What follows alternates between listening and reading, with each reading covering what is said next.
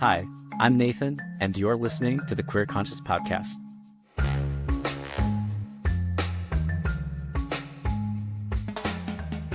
Imagine spending years of your life wearing a mask and just conforming to expectations that don't align with who you truly are. For many of us, we've experienced that coming out of the closet, but the energy it takes to perform, to pretend, and to suppress our authentic selves can be absolutely soul-crushing. I don't think we realize just how much energy it takes to put on a front like that. And that's why today's conversation is so powerful. My guest, Timm Baldwin, has lived that journey, and after decades in the closet, living a life shaped by faith and family and the expectations of others, Timm made the absolutely courageous decision to come out after having a wife and kids and growing up in a deeply rooted Protestant faith. Imagine having to come out to your kids. So wherever you are in your coming out journey, this conversation is going to be a beautiful reminder on just how far you've come and might even shed some light on places where you're still working towards being your authentic self, whether it's in your work life, family, relationships, or even in the queer community. So listen up and enjoy the show. Timm, welcome to the show. I'm so honored to have you here. How are you doing today? I am doing great, Nathan. It's good to be here. Thanks for the invite. Yeah, of course. And so I want to just jump right in. Let's start at the beginning. When did you first realize you were gay? Yeah, like the $1 million question, right? Do you always know? Is it just something you realize later? What was it for you? For me, my story really started with other people, I think, realizing that I was gay even before I did. When I was in grade school, my classmates started to kind of hone in on some things and point some fingers and make some assumptions. And the word gay was used to describe me before I even really understood what the meaning of the word was. And so it wasn't until years later that I found myself kind of going, well, wait a minute, some of what they described and some of what they were calling me, oh my gosh, that might actually be true. And so I would say formative years, teenage years, I was in the thick of, like many young people, figuring myself out. And I knew very early that that was part of who I was. And because of my environment, I just decided it was too unsafe to do anything about it. But I realized pretty early. Yeah. And had you ever told anybody about it, that you were having these thoughts or concerns? Yeah. I can remember a conversation with my dad, of all people. And I think I was really at the time, this was probably like sixth grade. I was really at the time trying to navigate the names that I was being called and not really quite understanding what kids were seeing, being called things like gay, being called things much worse than that. And I went to him kind of in confidence. And so I think he was probably someone that I expressed a little bit of concern around it, but I never said anything to him like, oh, yes, I am, gay, or I am like, queer in some way. So while I think it was broached, it really never came out. And so I kept it a very big secret for most of my life. Wow. And your dad's a pastor, right? Yeah, like an interesting part of my upbringing and my experience, and a lot of what shaped how I approached this whole thing was my family. So my dad, as you mentioned, was a pastor, is a pastor still. And he and his vocation kind of like shaped everything around our family, right? So church was twice on Sunday, once or twice during the week. It was at the center of everything that our family did.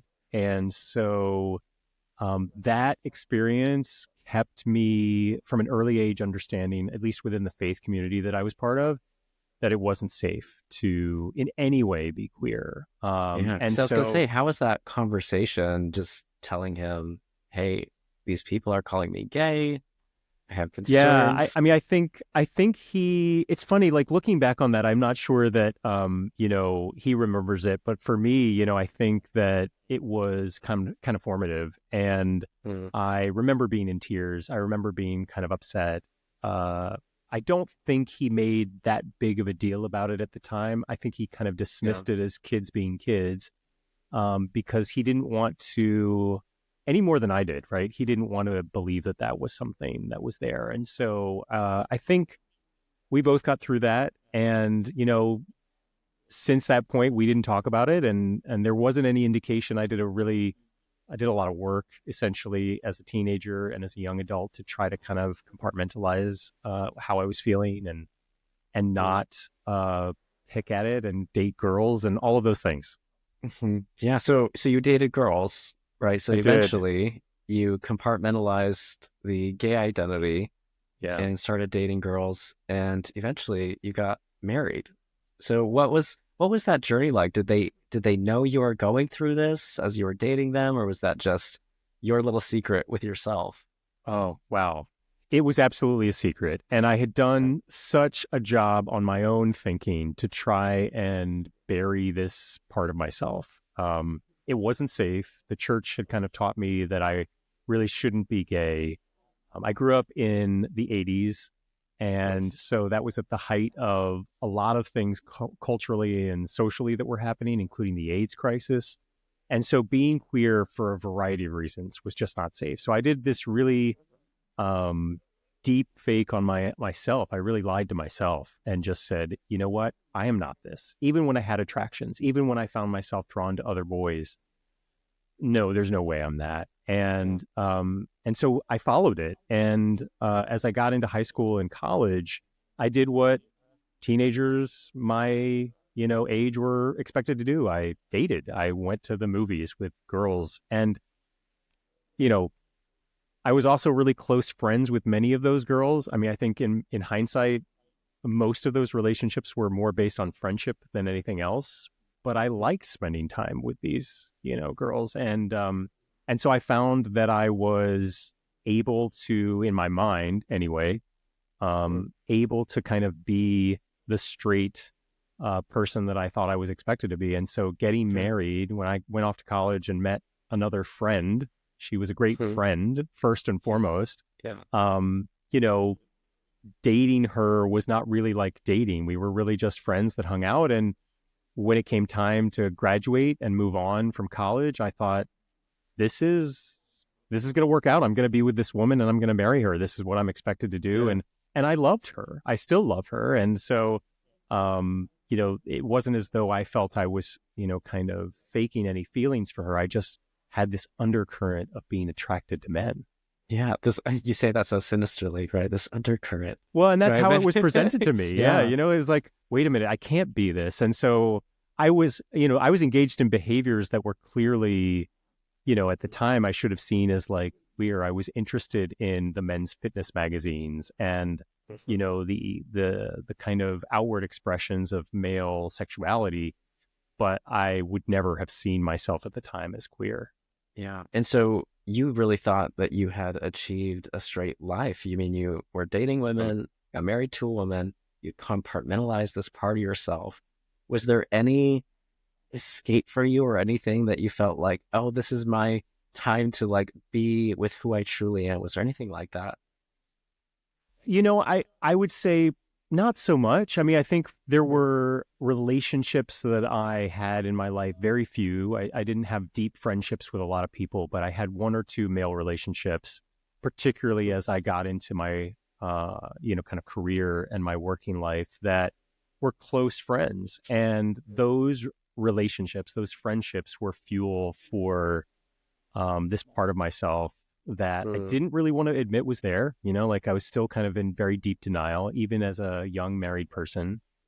And I was very careful, though, to not put myself in situations where I might be with other queer people. I didn't know Mm. many people growing up because of the church and because of my upbringing. I wasn't really exposed to many people in my life directly that were gay. Yeah. And so I didn't have many role models or people that I could look at and say, there's a healthy relationship, there's a healthy individual, Yeah. they're out and proud, and it's okay to be that. So I just And kind so of you buried it. avoided the queer community I too. really did. Yeah. Yeah. I mean, I Okay. think it Yeah. was, I think in some ways I had a lot of internalized homophobia. And I didn't want to admit this was part of myself. I didn't want to believe that it was okay, even if it was part of myself. And so I didn't really explore much of it. I had attractions. I mean, I could definitely look back and say that there were people that I was attracted to, and there were men in my life that I had grown kind of fond of, but I never really explored that in any way. And I certainly was careful within the, kind of space of being a married man of not kind of putting myself in a situation that I thought I might get compromised in some way. And so Yeah. I just kept everything inside like a pot that was boiling. So let's talk about this pot because right, you're compartmentalizing who you are, these attractions. There's no escape or release. It sounds like you've done a great job, and I mean, respect to you for respect to your marriage and who that promise there Yeah. is. But what was it like to have that all inside?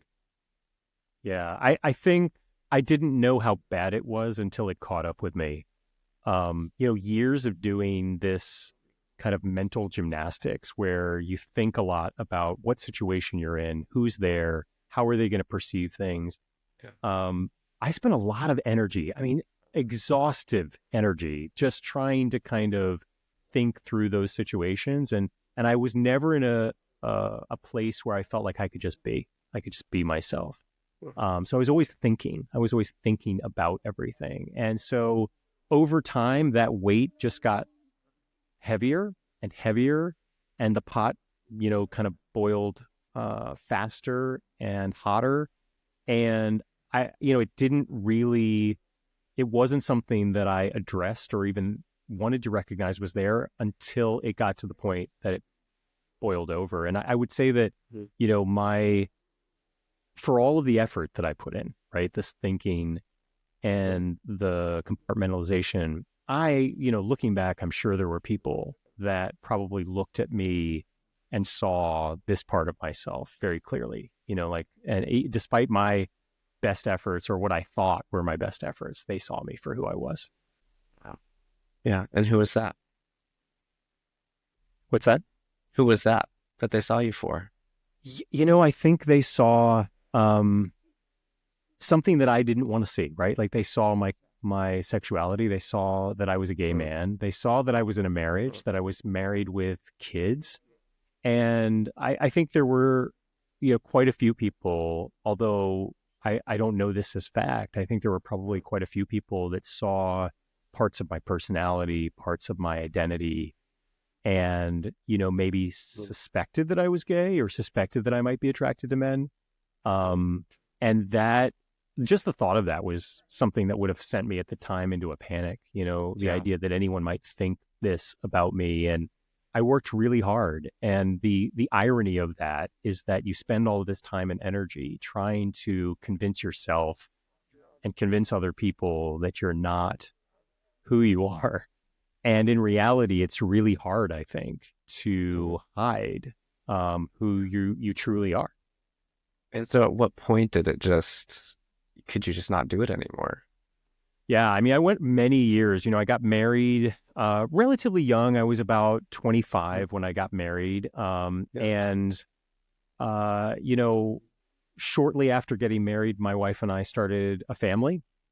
And so we threw ourselves into being parents. Within a year of getting married, we had our first child.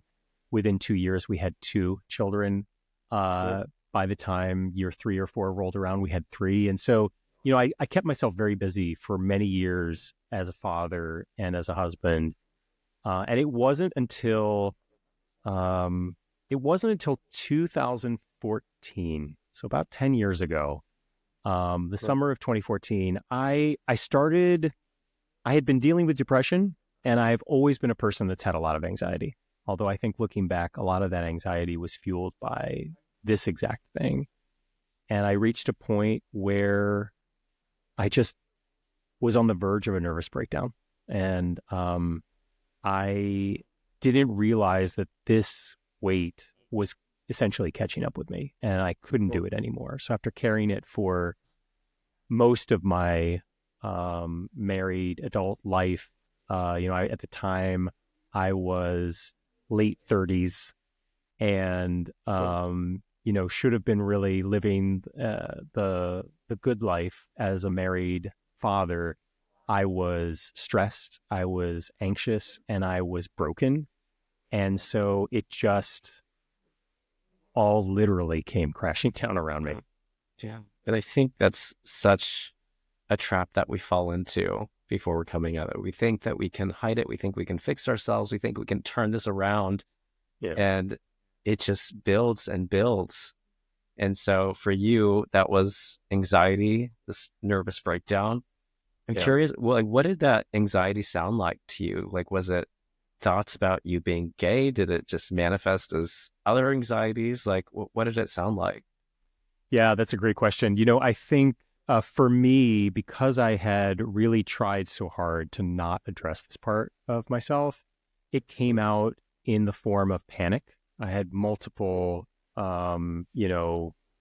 situations of having intense panic attacks, Mm. um, chest pains, the kind of classic symptoms of sweaty palms, difficulty breathing, feeling like I was going to die, like many Wow. times. And that went from being something that would happen every once in a while to something that would happen every month to something that would happen almost on a daily basis. And I was working and trying to kind of like be as high functioning as possible, but it was really difficult. And so the anxiety was really fears of death, fears of failure, fears of not being perfect, fears of letting people down. But I can tell you with almost 100% certainty that a lot of that was being fueled by this identity crisis. And yeah, I just didn't realize how much of that was catching up with me. And it's crazy to think too, like coming out nowadays, so many people don't even bat an eye. Yeah, But and it's I think coming out as even like, oh yeah, who cares? But I think people don't really realize that depending on the environment you grow up in, not everyone lives in a liberal utopia where they're flying rainbow flags, that's and right. that Yeah. it's actually it feels like it's life threatening to come out.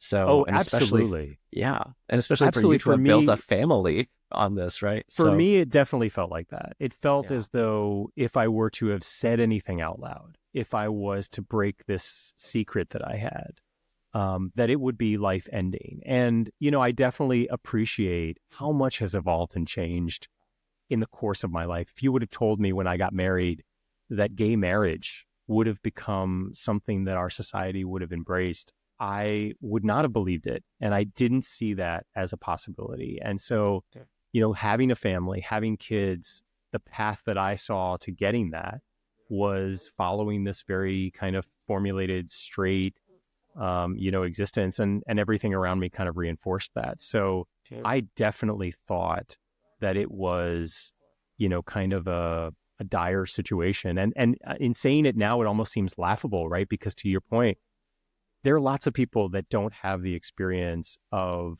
struggling with acceptance in their families or with their social groups anymore. And thank goodness for that. But for people of my generation and even older, right? Because I've talked with men in this situation who are 10, 20 years my senior, who are going through this actively right now. mhm, It was pretty climatic, and it really did feel dire. yeah, yeah. No, I believe that 100%. That was definitely my experience growing up, and it's particularly the religious upbringing, right? And when you're told, hey, you are going to be condemned in hell if you are homosexual, Yeah, that's a terrifying thought. And so I can't even imagine having a family and a wife on top of that and really building a life around a completely different identity and yeah, having to face that. So at what point for you did you decided you needed to do something about the panic that was coming up for you? yeah. So I reached a point of breakdown.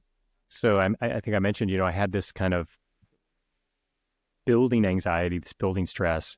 I was in the Mhm. car with my wife, and she was taking me to a mental health hospital, a pretty big one that's very close to where I live.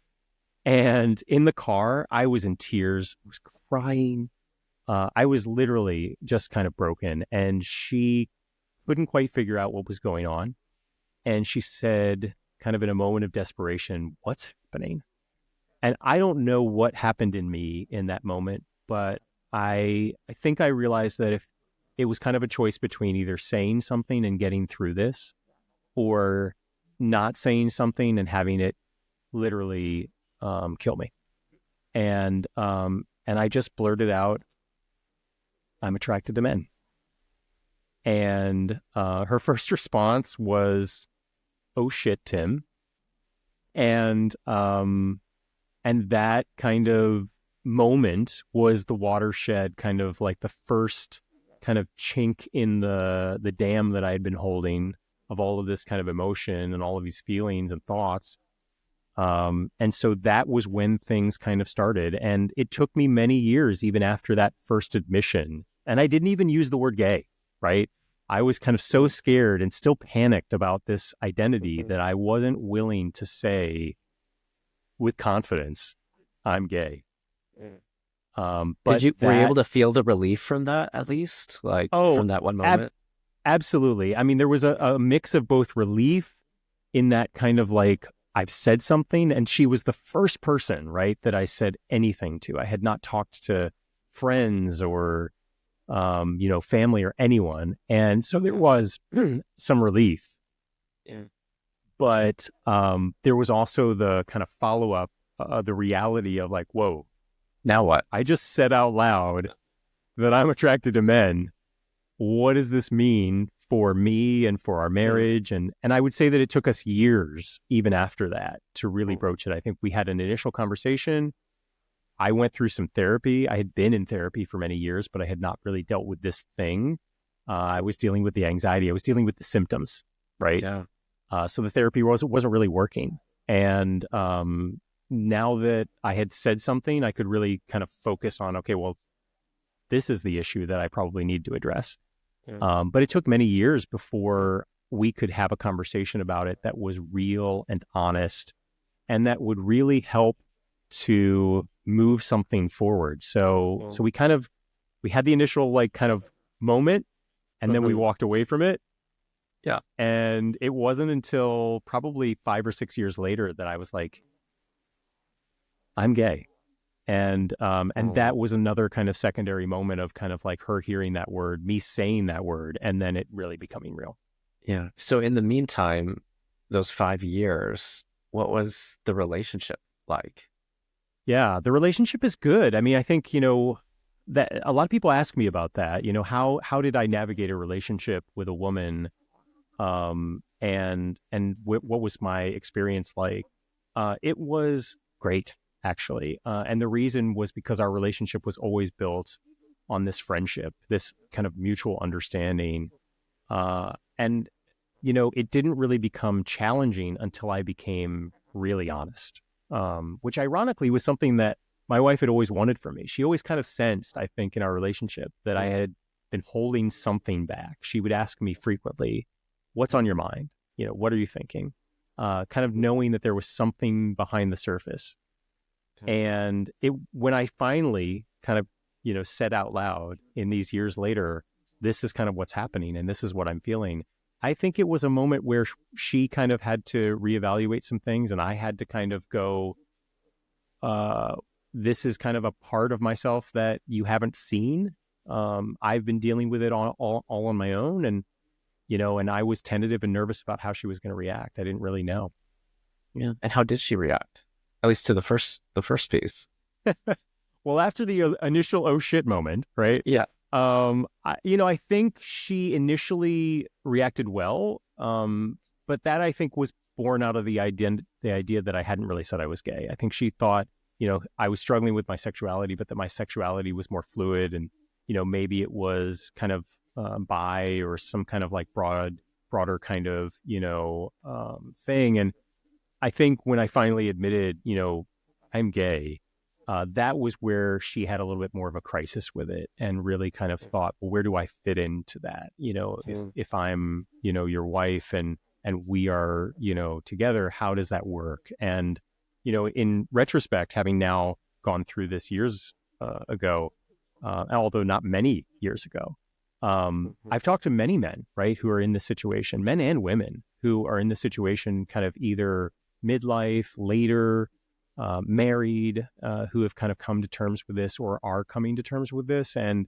I've found that the path of like how people navigate it is incredibly varied, right? Like some people, decide very quickly that separation or divorce is a path that they need to follow. Some people work very hard to recommit to the marriage and the relationship and find a path to, move forward together that's very kind of like committed and monogamous. And some people, do all manner in between. And so we didn't know what to do, but I would say that she, in some ways, I feel like we switched places. She, for a period of time, went into a closet and felt some of the things I think I had felt for most of my life, of this kind of shame and this identity not really being something that was positive. And I think she experienced some of that to a small degree. And so now, years later, we've navigated it kind of as carefully and as, thoughtfully and as patiently as we could. I think my process has been pretty slow. Where are you two now in your Yeah. relationship? So yeah, we're separated essentially, and still legally married. And but we've essentially tried to stay connected as a family. I think we still have some, maybe disagreements even at times about what a family looks like in this kind of new normal that we have. But I think that, staying connected to her, staying connected to my kids have been a priority for me. And despite the fact that I really also want to lean into this identity, which has taken me years to kind of say out loud that like, okay, not only am I gay, but I actually would like to experience that. I'd like to, be a fully out and gay man. And so the process of telling her and then subsequently telling other people took a while, but it's been a good experience so far, and it's still a work in progress. Yeah, I imagine. But I mean, just noticing your smile when you said that, I am gay, right? I could feel the levity there. So I'm really excited for you. And, I think just to go through that journey, 5 years in between that, trying to figure it out and figure out, are you gay? Is this something I can work with? Yeah. I imagine when you finally said those words, I'm gay, how did you deal with some of the emotions that your wife had? I imagine there might have been some guilt there, or maybe some feelings of selfishness. What was going on for you? Oh, you just hit on it. I think that as much as I was struggling with anxiety, and that was kind of like a hallmark of how I felt for so many years, in coming out and embracing this, which is still, like I mentioned, a work in progress, the guilt and the shame have been incredibly difficult. I've had a hard time forgiving myself. What do you need to forgive yourself for? I think the thing I want to forgive myself and try to work the most on in terms of trying to forgive myself is not being honest in the first place, right? If I had been able to face this in a way that was confident and, maybe as a much younger person, and really been able to tell my future wife before we walked down the aisle, this is who I am, and have her understand that and be able to make the choices that she would need to make in light of that. I think that's the thing I want to forgive myself most for. And it's been hard. The guilt and the shame that I carry is mostly around that. It's mostly around this hiding. And learning how to be honest, I have to say, has been the biggest challenge in all of this. Saying I was gay was like part one, right? Like that was like the first step. But learning how to face myself and to not, with a knee-jerk kind of response, go to dishonesty or go to hiding or go to compartmentalization or any of the other things that I have done for most of my life. That work, I mean, no one really warned me that was the work that I was going to really have to do. Wow. It's I mean, I can't imagine going through what you're going through and feeling the guilt and the selfishness there. But it's like, from my perspective, like looking from the outside in, I'm like, give yourself for what? I mean, you were a young gay guy who grew up in the 80s in a strong religious family. Yeah. What were you supposed to do? Right? That it was really a life and death situation. Like you felt like that was the best that you could do at the time. So Yeah. yeah, I imagine that's hard though to really like accept fully when you're in the situation. It is. And there were things around coming out that felt very scary. The idea of coming out to my family would have meant at the time a pretty good chance of some conversion therapy or some kind of reparative therapy. And that was not something I would have wanted in my life.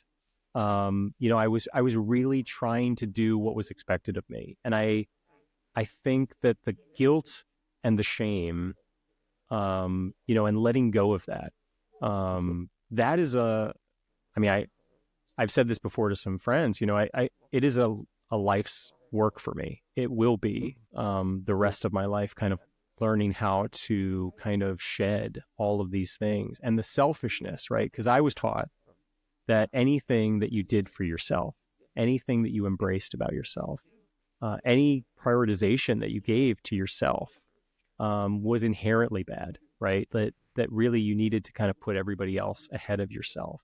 And what And I you're talking learned, religiously here now. yeah, Yeah. yeah, and Okay. and I think that kind of posture of always trying to think about others first. Ironically, I was always thinking about myself internally, right? Because I was struggling. I never really could think so much about other people, even though I was working really hard to please Mhm. and to meet expectations and to not fail and all the things that I kind of had ingrained in me. And those things were there to try to, I think, in some ways make up for this kind of part of myself that I saw as a shortcoming or that I felt, I was taught to see as a shortcoming. And that, getting through that has been the hardest thing. Saying I'm gay, accepting that I'm gay, that took a long time. And I feel like I've, checked those boxes. Affirming that it's okay for me to be gay, affirming that it's okay for me to think about myself and to prioritize my own needs, that is still very much a work in progress. Yeah. And I'm curious too in that thought pattern of, if I put myself first, that's bad, right? That's not what you're Mm-hmm. supposed to do. What's Yeah. changed for you in that belief and recognizing the impacts of what's happened to not just you, but your family because you weren't able to put yourself first, right? What's Yeah. changed in that thought process for you? Yeah, that's a great question. And it's still a work in progress. But I would say that the biggest thing that helped me along and has really worked for me is realizing that by not putting myself first, by not addressing this part of me, I haven't really been able to show up authentically to anyone in my life. So I'll use my kids as an example, right?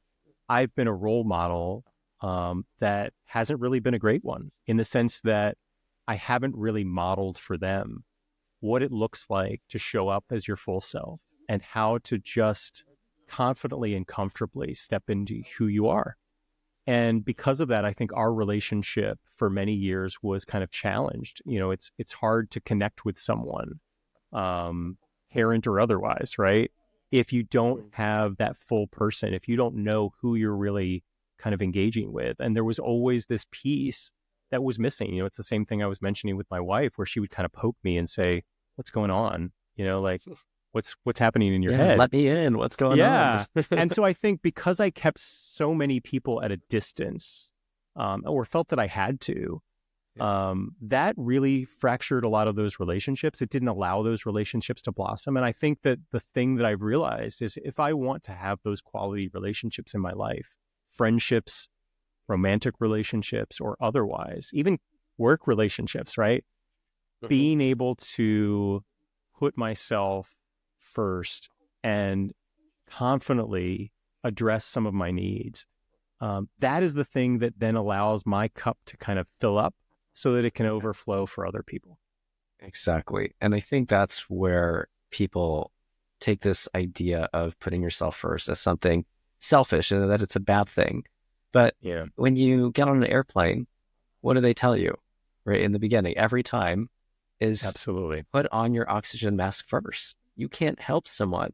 You can't give authentically if you're Yeah, coming from this place of scarcity. And I think for you to even realize that, oh, these relationships, I haven't even been coming from these relationships from a place of authenticity.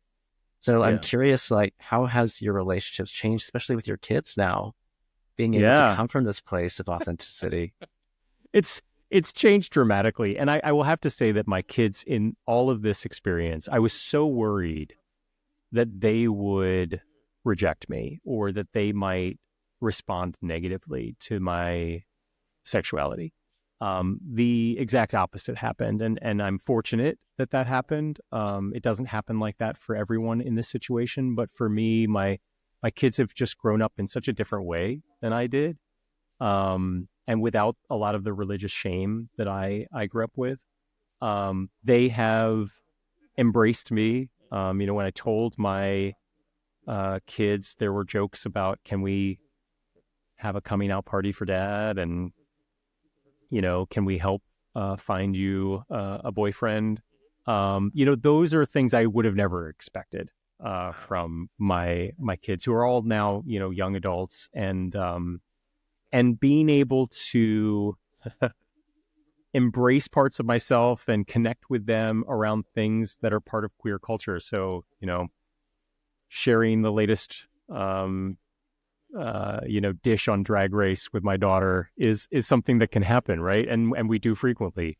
That I just would have never imagined that that could have been Oh, possible. I'm like, And I can't even imagine what that would be like to know that your kid is helping you, wants to see you happy in a relationship and wants to help you find a boyfriend. Like, how does yeah, that feel to hear that? it is. I can't lie. It's very heartwarming. It's in the stress and the anxiety of the whole process, of which there has been a ton, and the fractured kind of challenges that I've had with my wife, in terms of the conflict that we've, kind of sorted through. It's been a real gift, like to have these people that I care so deeply about.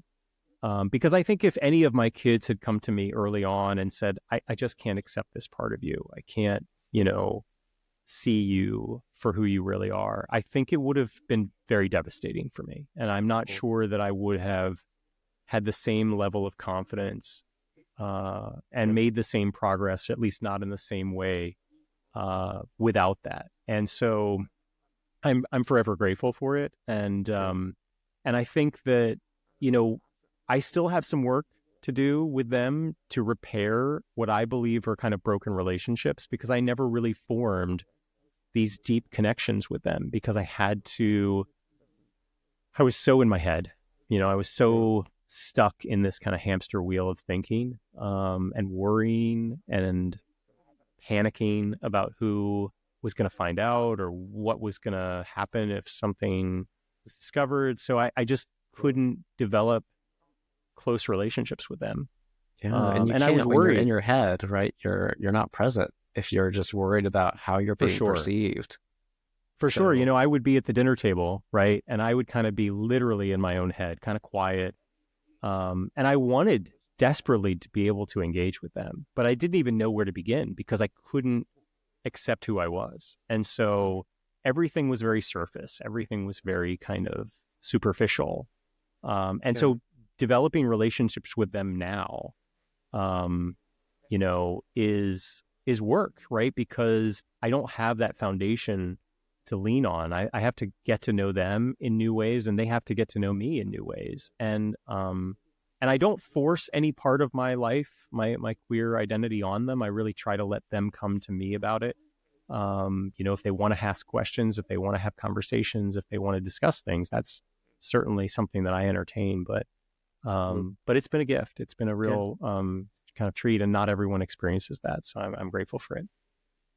Well, I hope that they see how courageous you are, and I hope they see how powerful it was for you to come to an acceptance of identity, an identity that is so outcasted and looked down upon. And I hope they Yeah. see that bravery. And I'm sure they do. And it's why I actually reached out to you. I was like, look at this guy sharing his story online. And I was like, I'm curious, like, how did you even get the courage to start sharing about it on TikTok? I think that's where I found Yeah. you. Yeah. Yeah. Yeah. It's not something that's for the faint of heart, I will say.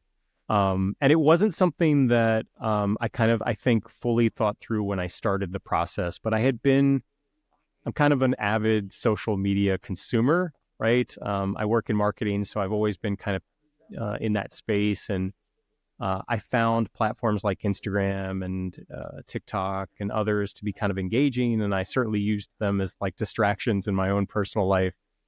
And I don't know, there just came a point where I realized I was struggling. I didn't have a very um, deep set of friends. I didn't have a community that I had built over years that, was kind of on standby for me because I was kind of so guarded. And so I needed to practice honesty, to be honest. It sounds like a little bit of a tongue twister, but yeah, I just needed to kind of put myself out there in a way that I could be accountable. And I didn't have many people in my life to kind of do that with directly. So I thought, well, let me just kind of start sharing more of my story. And I found that prior to doing it, I had connected with a number of people, men in particular, in the situation who were going through this. And there was such value for me in like hearing other people's stories. I craved it. I was like, I couldn't get enough. I would listen to podcasts. I would read blogs. I would watch anything I could get my hands on, read books, to try to understand other people's experiences and how they were navigating all of this. And I found so many different shades that I thought, well, maybe if I share a little bit more of me, I can kind of sort out for myself. I can look at myself kind of outside of me and see some of the things that I'm kind of falling into that I need to kind of change, and some of the things that I need to step more into. And so one day, this is probably December, it was like Christmas time.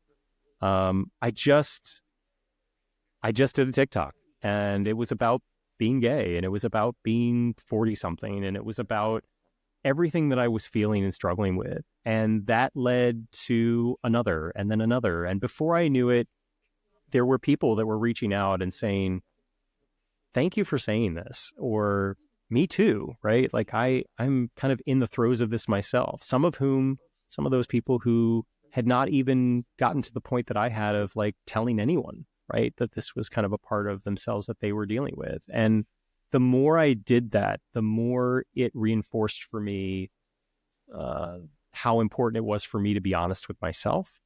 And it just kind of snowballed into, an experience now where I try to be as transparent and open as possible, the good, the bad, and the ugly, of which there is a lot in this experience. I'm not particularly proud of everything that I've done. I flounder quite a bit. And I think putting myself in a situation where I admit to that has been good for me. It's like I said, it's given me some accountability, and I think it's helped to kind of give me a sense of where I need to keep working and where I need to keep pushing. And in some way, the kind of added benefit of it, which I never expected, was that there's this community of people that have identified with it. And I don't even think you need to be queer, right, to identify with the idea of stepping into who you are, right? I think everyone to some degree has that struggle of figuring out, is it okay for me to be who I am, no matter who you are? And maybe that's gay, maybe that's something else. Yeah, But that absolutely. is And I big. think for them to recognize too that there are parts of your story that help them to feel seen, like, oh, it's okay to feel this way. It's okay to want something different. It's okay to change my mind. Yeah. At 40 years old, it's okay to accept parts about myself. So yeah, I can imagine that that's really helpful and healing for people. I know it was for me to see that representation. Yeah. And I'm curious, just oh my gosh, there was one comment I saw that I got mad for you. It's like that I think you were talking about how you had this conversation with your wife and that you Yeah. had come out. And I think the comment said something like, wow, so basically you're just selfish. And I was like, Like, Yeah. I was so upset. Yeah. I'm just like, and you responded so kindly. That was the thing. Yeah. Um, how did you even, if you even handle that Uh, hate, that it, disrespect? well, I think that's a great question. And thanks for the encouragement and for the support. I mean, I think, the internet is for everyone. I think we've experienced this to some degree. The internet can be a very lonely and sometimes very mean place, where people can throw out all sorts of, judgments and comments. And, but in likewise, there can be great support, right? Like, and so I think what I tend to do when I get those comments, and it happens, it's not infrequent that people will say things like, well, you wasted her life. Um, you are selfish. You should not be this. You made a commitment, and therefore you should follow that commitment. All of those, I think, are valid things for people to say. I try to, kind of not discount them. The thing that helps me and that I usually respond with is, listen, any judgment that you might have as an individual behind a keyboard or a phone, who doesn't know really anything about the complexity and the years of internal torment that I have had. Anything that you might say is, believe it or not even a fraction of what I have said to myself, right? And so what I'm trying to learn in those comments, the kind of responses, partly, and I think mostly from people who have not lived this situation. Um, but some who have, there are many spouses who have experienced this and have a lot of anger, understandably, right? I think that there's empathy for that, because this impacts not just me, right? This impacts everyone around me, and the same would be true for anyone in a marriage. But I think, steeling myself against these types of comments, learning how to thicken my skin, is a really important part of this process, because for so long I felt like a paper bag kind of blowing in the wind. Someone would say something, they'd think something, and I would kind of go in that direction, oh, I think you need to do this, or, oh, you should not do X, or, oh, why don't you fill in the blank? And I would listen to it like, as if it was the gospel. And these were people that were not, close to me in my life. These were random people, strangers in some cases, that would say things, and I would kind of bend and kind of bow towards whatever those kinds of thoughts were. And I think for me to have success, for anyone really to have success in terms of building a life that you really love, it starts with trying to remember that those comments are gonna be there no matter what, and your identity is non-negotiable. Yeah. Yeah. And I hope So people hear that, because I think a lot more people really live that way too, right? Letting themselves be dictated by other people's expectations, whether it's their parents, their friends, even the queer community, right? There's different yeah, expectations we want to oh, for live up to. sure. Yeah, And I I think think, that I found yeah, coming out, like, for sure, like, people within the queer community had expectations of me that I didn't think I could meet. what are some of those expectations you felt? I mean, I think I found early on that I was a little bit of a unicorn, being someone who had come out late in life, gotten married. There were gay men who I talked with, some of whom, quite extensively, that just couldn't understand. How could you have done that? How could you have spent so many years in a relationship? What was the physical experience of that like? All of those things.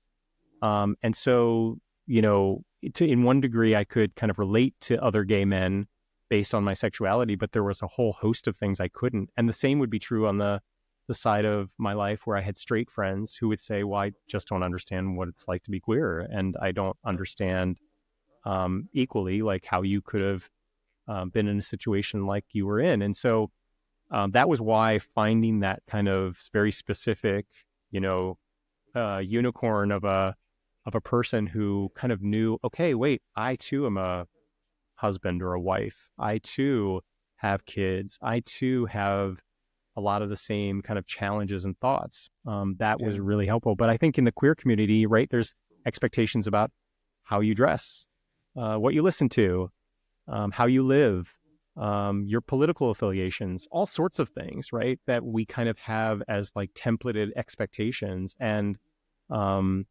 at the end of the day, right, there's no one right way to be gay, just like there's no one right way to be straight.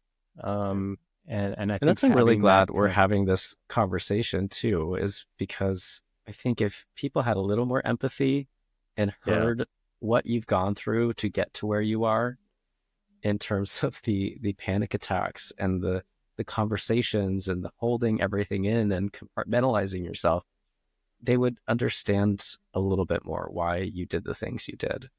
And yeah, uh, and empathy goes a long way, right? Like the idea that, I mean, we as a culture, as a society, we all kind of need a little bit more of it, considering how divided we are. And I would say that, you know, in recent years, it's been a little scary for me to be a person who has, you know, worked through some of this and still working through some more of it, and to see some of the kind of cultural backlash that there has been, for people of, you know, marginalized communities of all kinds, right? Not just yeah, sexuality, and and to see that kind of play out in real time is a little concerning. I will say I feel more emboldened and more empowered to speak up. I think, you know, the small, very small platform that I have to kind of be honest and talk about my feelings and some of what I've experienced, has been helpful for me. And I certainly have been humbled that it's been helpful to anyone else.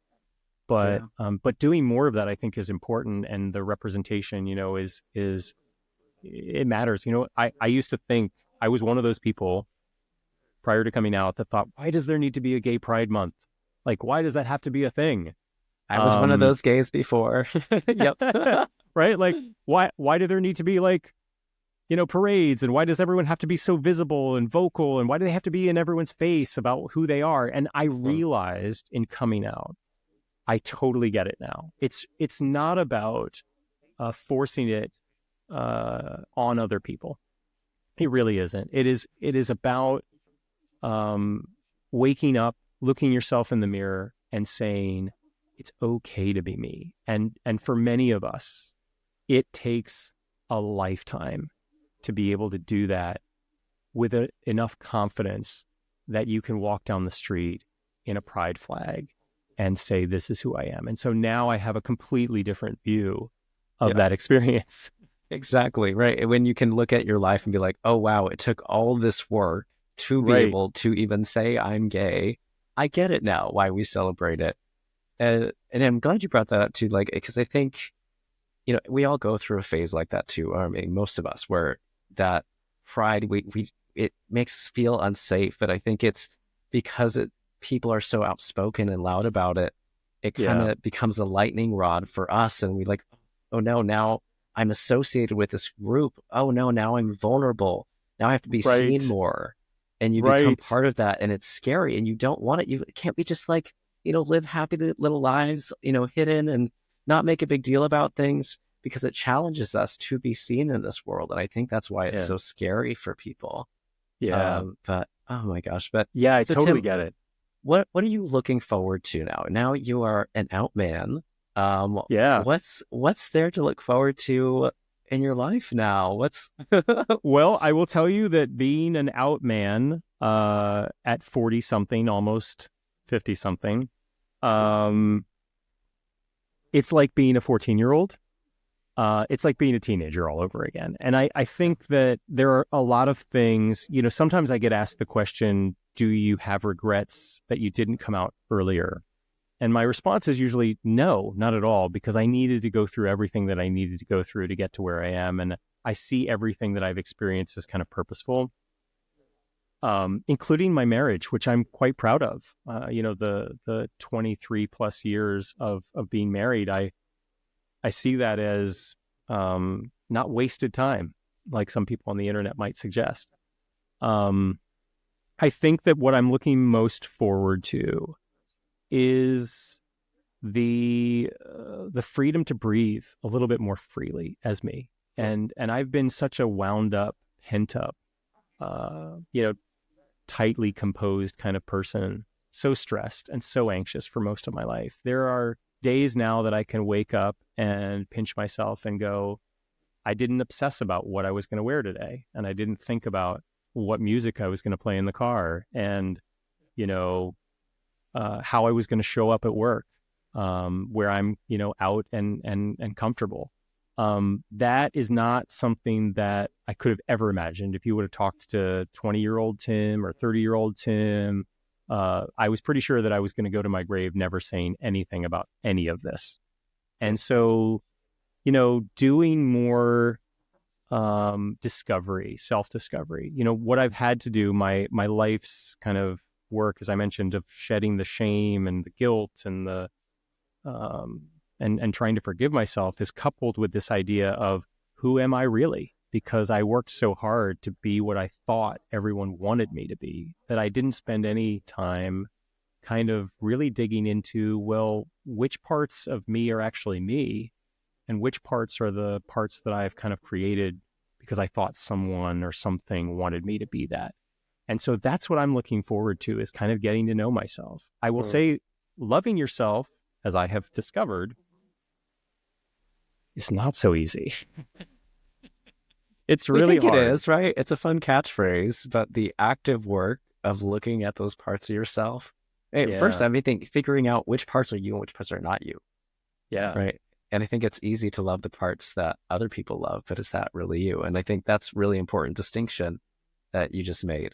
And then once you shed those, then you got to look at real you and the shadow part and of then that. And then that when you get down to the, kind of the base level, you kind of separate everything out and you get down to, okay, this is who I am, is to say, okay, now I need to really love this. I need to really embrace this.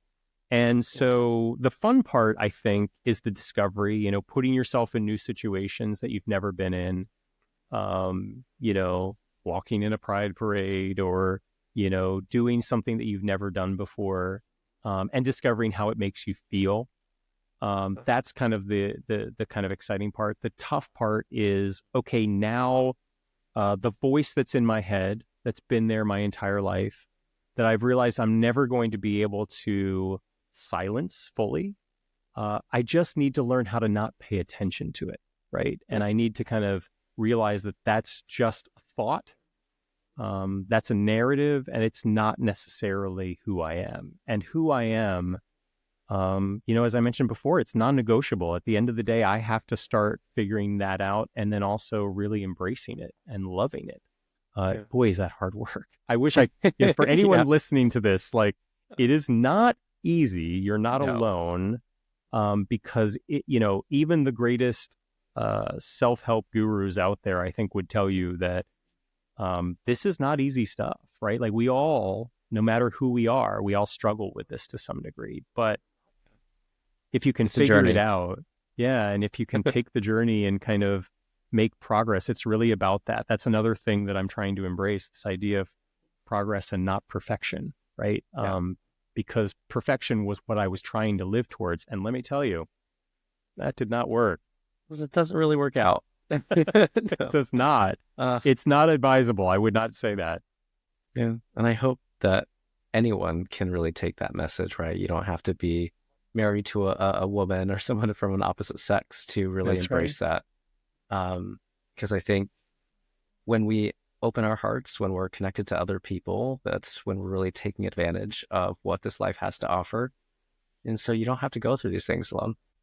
Well, thank you so much for your time, your wisdom, your vulnerability, sharing your story. Absolutely. Such a privilege to have you here. Thanks, Ian. Take care. Thank you for listening to the Queer Conscious Podcast, where we explore how love feeds us, heals us, and gives us life. I'm your host and queer love coach, Nathan Serrato. But remember that the conversations that we're having here today are not a replacement for working with a licensed therapist, professional coach, or mental health practitioner. These conversations are for entertainment and education purposes only. But if you are dealing with some big challenges and you're thinking about seeking some professional support, it is one of the most empowering things that you can do for yourself. You can visit queerconscious.com for more information on how to do that. Now, if you love today's episodes and you want more episodes like this, I need your help. please leave a 5-star rating and review. That's going to help me to bring you more high-quality content and interviews. So until then, take care of yourself and don't forget to let love in.